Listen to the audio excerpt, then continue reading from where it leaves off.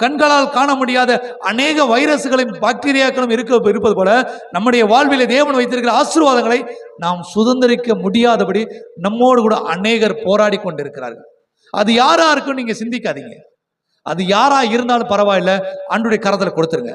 ஏன்னா நாம ஒருவேளை இவங்களா இருக்கும் அவங்களா இருக்கும் நம்ம யோசிச்சோம்னா அந்த நினைவே நமக்கு பிரச்சனையா முடிஞ்சிடும். ஆண்டவரே, எனக்கு விரோதமாய் யுத்தம் பண்ணுகிறவர்களை நான் உங்களுடைய கரத்துல கொடுக்கிறேன். சொல்லுங்க, ஆண்டவரே, எனக்கு விரோதமாய் போராடுகிற மனிதர்கள் யாரா இருந்தாலும் பரவாயில்ல, அவர்கள் உங்களுடைய கரத்துல ஒப்பு கொடுக்கிறேன், நீர் பார்த்து கொள்ளும். நாம செய்ய வேண்டிய ஒரு காரியம். ஏன்னா நம்மளால கவுண்ட் பண்ண முடியாது, கணக்கு பண்ண முடியாது. அது ஒருவேளை நம்ம வீட்டுக்குள்ள இருக்கலாம், இல்ல நம்ம எதிர் வீட்டுக்காரங்களா இருக்கலாம், இல்ல நம்ம வேலை பார்க்கிற ஸ்தலத்துல இருக்கலாம், இல்லோட நம்ம பெற்றவர்களாக கூட இருக்கலாம். நம்ம யாரும் நம்மளால என்ன செய்ய முடியாது, கணிக்க முடியாது. நம்ம யாரையும் குற்றப்படுத்திட முடியாது. அதனால நாம இன்னைக்கு ஆண்டவர்கிட்ட சொல்லுங்க, ஆண்டவரே, என்னோடு போராடினவர்களை உம்முடைய கரத்துல கொடுக்கிறேன்.